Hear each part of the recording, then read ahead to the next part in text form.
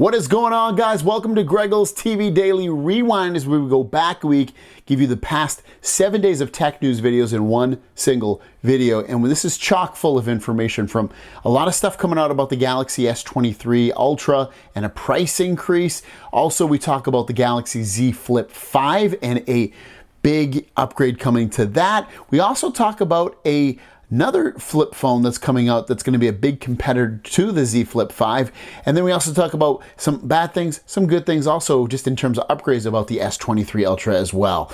So there you guys go. Hope you enjoy this video, and we'll see you in the next one. I have one story today, but it's a little bit action-packed in there because it has to do with Samsung Galaxy Unpacked, which we've heard is going to take place in February. We've also heard it's going to take place in San Francisco and be a full event, meaning that they're actually going to unleash these products to us, but also have people in attendance, which would be absolutely massive for Samsung.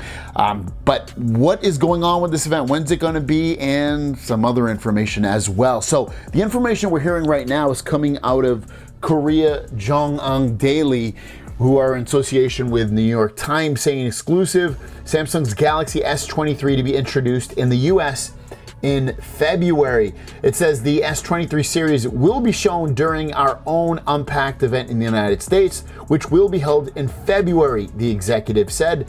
The source declined to specify the city or the exact dates, but local media outlets said that the showcase will take place in San Francisco in the first week of February. Exactly what we've been hearing. Basically announce it in the first week of February and then release it basically in the third week of February, which would end up being on a Friday. So you're probably looking at around the late teens, early 20s for a release date. To go along with that, though, it will likely be priced higher than the S22 or S21 due to inflationary pressures, according to media reports. The S23 will be released at a challenging time. Demand for smartphones is weak due to the slowing global economy and lockdowns in China. So we got some news there. Obviously, we've heard about the dates for Unpacked and people in attendance and all that. I've spoken about that within the last few weeks, and this is just further confirmation that it sounds like that's exactly what is going to happen. I think the bigger takeaway from this is potential price increase of the phone. Now, are we gonna see that? We kind of heard it last year, didn't end up happening. Are we gonna hear it this year? Is it gonna be $100 more or $50 more than it was previously?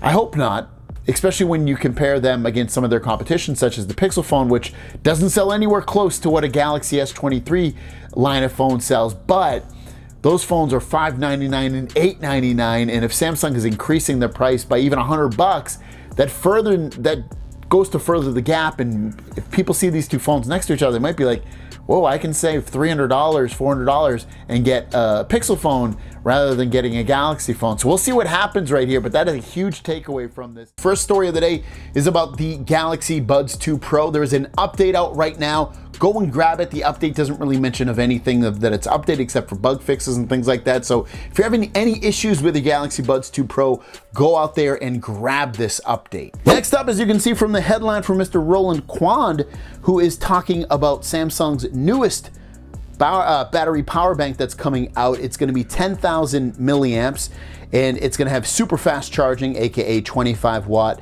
max output. Color will be beige, likely giving us an impression of what the beige color on the S23 Ultra is going to look like.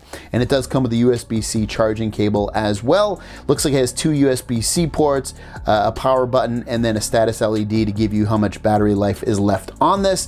We don't really know much more about this, but you can probably guess that when you pre-order your Galaxy S23 Ultra, you'll probably be able to get this as one of the free pre-order gifts. Next up, we've been talking about the Galaxy S23 Ultra camera and how it's maybe not going to be the absolute best and maybe not a huge jump off point compared to where we are with the S22 Ultra, but is anything going to be improved with it? Well, from Ice Universe, his opinion is, yes, there will be some things that are improved. He's saying exclusive analysis where the S23 Ultra deserves attention.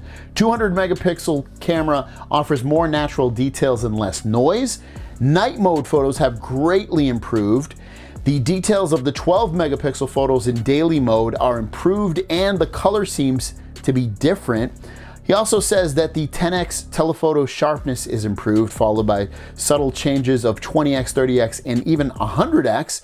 AI plays more roles in telephotos, such as repairing some lines, numbers, and letters to make them look even more natural, which is always cool, especially if we're gonna zoom in a lot. And he says, let me think again, but you know, some nice improvements right there. Obviously, they might not be massive, huge jumps and gains over the previous generation, but they are improvements nonetheless. And then lastly, he put out another tweet here showing S22 240 Hertz, iPhone 14 Pro 240 Hertz, Vivo X90 Pro Plus 1440 Hertz, and the Vivo X90 at 2160 Hertz. Now, the larger the number, the more light and thing you're gonna get, and less of this that you're gonna see on the screen, where you see those, you know, basically when it's as low as it can go on the brightness, sometimes you'll see these waves going back and forth on the screen. You'll see that less as that number is bigger, meaning that Samsung and Apple aren't giving us everything that they potentially could, but some of these Chinese manufacturers such as Vivo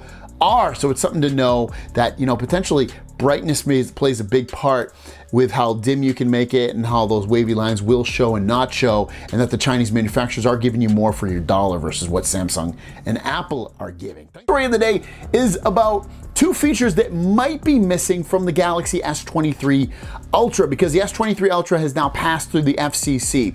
And two things that it said is it does have 25-watt charging. It does not say it has 45-watt charging, but we both know that 45 versus 25 watt, especially for the Samsung, isn't really a big deal.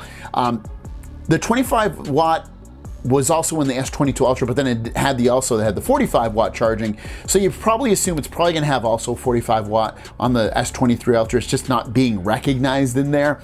So don't be too upset if you see that it's gonna only have 25 watt. I assume it'll probably also have 45 watt. The other piece of information is that the Wi-Fi, and this isn't a slouch, but it only is Wi-Fi 6E, which is the newest Wi-Fi that's out, but Wi-Fi 7 launches in the very beginning of 2023. So maybe it's a little bit late for the Galaxy S23 line of phones to actually get it. The big difference between 6 and 7 Wi-Fi, it has an uncongested band that you can go on and use, because as you know, 5 gigahertz and 2.4 gigahertz gets pretty congested. Wi-Fi 7, I think it goes on to 6 gigahertz or 7 gigahertz or something like that. That's very uncongested, but it is a band that paramedics and hospitals and police use. So what happens is if you have a Wi-Fi 7 router and say it's on one of those bands that the police or whatever use in your area at that exact moment, it'll push you back to 2.4 or 5 gigahertz.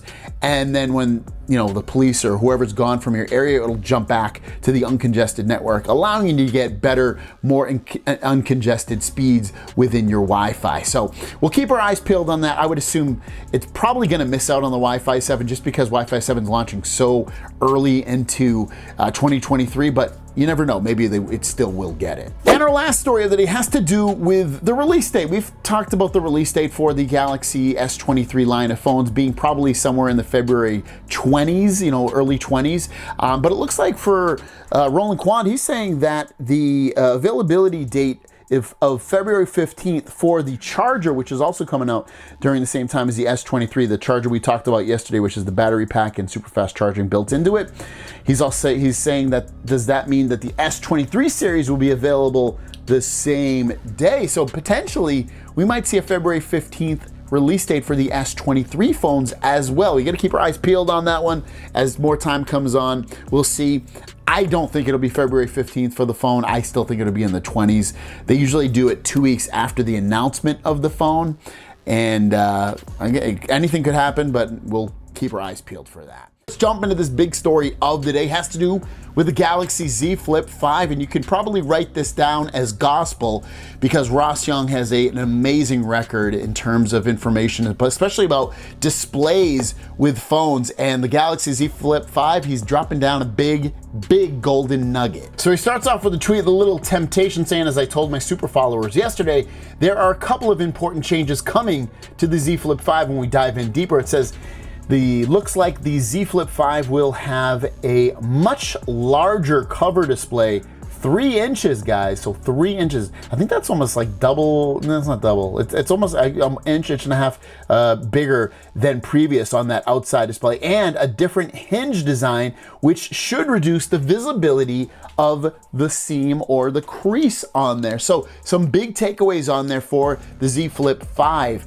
meaning that you're gonna have a bigger outside display on there so that you can see things better and interact with it definitely a little bit better, and also make it look probably honestly a little bit more modern as well. And also the seam being reduced because of the new hinge, and that's one of the things people don't like, is seeing that little the crease in the middle of the screen. They don't like it on these Z folding phones.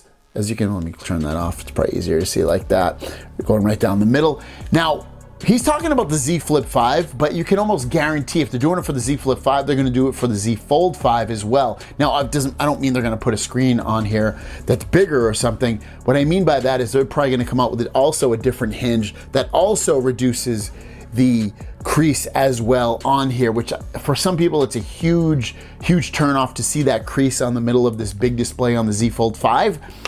So you got to imagine they're going to do the same thing though. You really have to put some heavy weight into that. I have one story today, but I like it. I'm interested in it because it's the Oppo Find N2 flip phone. It's going to be the competitor to the Galaxy Z flip phone, but theirs looks a little bit different, and I'll have to say maybe a little bit, it doesn't look as sexy, but a little bit more functional. Now, I'm not going to really show the phone, so if you want to see the phone, check the link down below. There's a little 2-second, 3-second video on Twitter that's floating around. I don't want to get a copyright strike, so that's why I'm not going to show it, but I will talk about it. Basically, when the phone flips, you know, and you have it folded over, it's almost like it has, like, see how the cutout here, this whole cutout right here, it's almost like one kind of small little smartphone screen. It's something like what you can do with the regular Samsung flip phones, but theirs seems bigger and potentially more functional. It's like, it's big, definitely bigger. It's almost like 2 of these.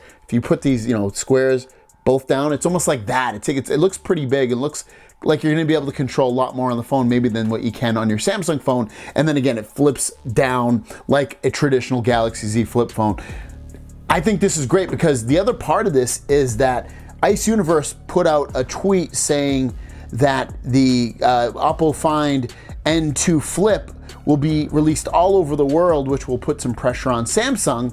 Also, to add on to that, Ross Young is saying that Samsung's display panel is being used, but at a higher price. So it seems like the Oppo Find N2 Flip will probably be a little bit more expensive than what you can get with just a traditional Samsung Galaxy Z flip phone. Maybe, you know, more functional, especially on the outside of the display, which honestly, I'm not huge into those, you know, regular flip phones that Samsung puts out, or even this one per se. But if I was going to be more interested in hardware wise, I would want a bigger outside display on there so that I can have more functionality, so I don't have to always open it up. So it's really cool. Check out, I definitely recommend looking at the description in the video of this and checking that stuff out. But let me know, the story of the day has to do with Google Wallet and digital driver's license. The information that's coming out right now from Droid Life is that Google Wallet is about to get digital driver's licenses in beta. They know about this because of a changelog that was posted to the Google System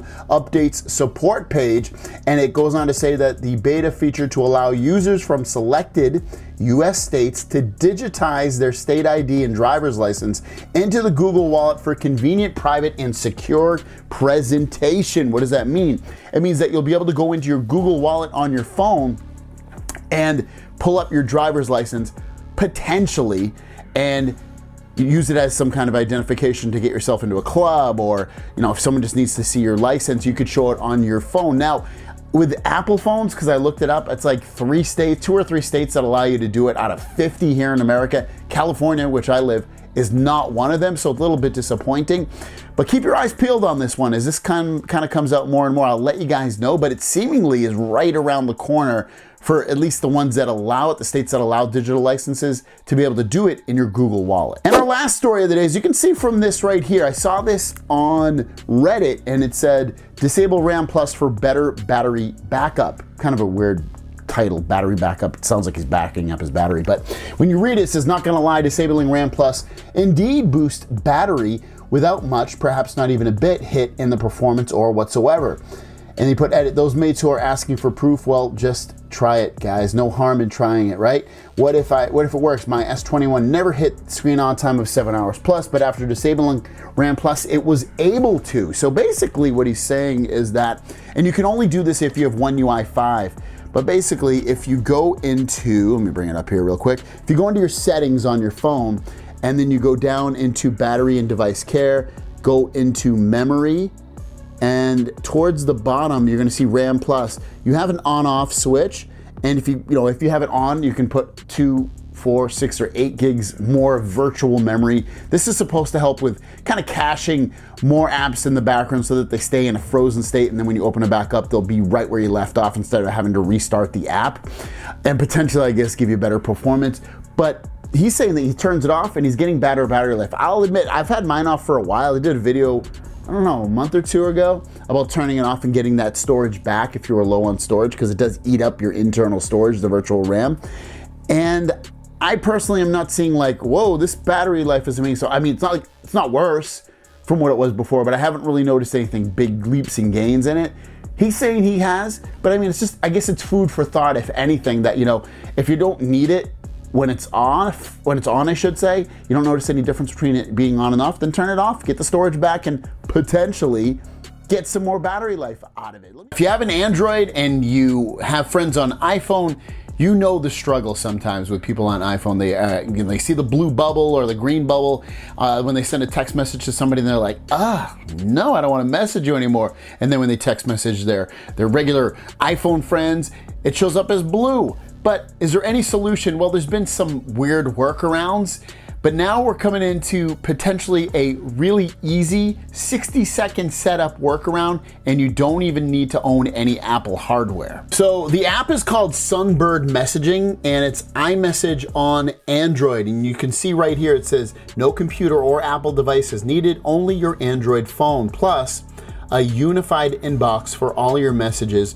including WhatsApp, Facebook Messenger, SMS, and soon to come Telegram, Discord, RCS, Slack, and more, including Sunbird. So Sunbird is going to be able to do not only just iMessage, but it'll all do those other things as well, all in one single app. And they say it's a 60-second setup, it's secure and private with end-to-end encryption, and you get unified messaging of all your messaging apps in one place. Now, I'll put my unique referral link down in the description down below. I signed up to at least try to get an invite, and they say you get fully featured iMessage for Android, blue bubbles, no Apple device required, full quality pictures, video, and photo, and audio between Android and your iMessage friends, group chats, both SMS and iMessage tapbacks and reactions that won't break your group messages, SMS and MMS, WhatsApp messaging, and exclusive Gold Bubble messaging suite just for Sunbird users that has the best of all platforms rolled into one beautiful, secure, and encrypted experience. Now you've got to imagine what's the catch, what's the cost. They're not saying there's any catch, they're also saying there's not any cost, but the way they word it on their site, it sounds like potentially they might have some kind of cost related after they build up a user base. To me, it sounds like they're probably building this app out so they can sell it, which, whatever, maybe someone buys it and uses it. But this is very exciting to be able to have a messaging app that acts like iMessage, and your iMessage friends won't freak out. So I'll definitely keep my eyes peeled on this one. Like I said, if you want to sign up for the beta, it's linked down below. So just click on the link and you can go through my referral code, and yeah, we can go that way. Also, what I wanted to add on, I have the questions at the end of this video. If you have a question, put #question in your comment, and then I'll find your question tomorrow. I'm answering 2 every single day for the month of December. Your question of the day is, do you want an iMessage competitor or something that can integrate into iMessage on your Android phone so you can talk to your iMessage Android iPhone loving friends? Let me know in the comments down below. Without further ado, let's jump into the Q&A. First question comes from Bad, saying, question, are you getting the new Honor Vs? I might pick it up, starts at $1,000 for the non-pen international versions. A few already have them. The 5,000 milliamp battery plus the fastest chip that would be in rotation with my Z Fold 3. Now, I probably won't pick up the Honor phones. why? It goes back to really is it gonna help grow my channel? I'm gonna have to buy it myself, so I'll probably say no on that one. And the last question comes from Sheen Dalla. Question, why would the Fold 4, when you're in the Play Store, if you already have an app installed, it will say available on more devices. When you click on, it shows the Fold 4 model number as if it's not already installed on your phone. So what is the app installed on? Is it because they see this device as a phone and tablet, but only installs the phone version? Sorry for the loaded question, and happy birthday to your son. Thank you so much. I've noticed that too. Why they do it? Well, I know in terms of like you can install this on other devices, that's actually kind of cool. I know you could do that from the computer on their website, but on the phone, I love that they added that functionality to it as well and made it really easy to see it. As for why they're adding in your Galaxy Z Fold 4 again, maybe if you got a replacement, they might be showing that older phone. If it's not a replacement, you've only had one Z Fold 4, I would guess. I don't think it's getting confused between the app being thinking the phone's a phone and a tablet. I would guess it's just redundant and kind of almost like a bug. Thanks for watching. Hope you have a great day. If you have any questions, leave them down below in the comments. #question, and we'll see you down the road. Peace.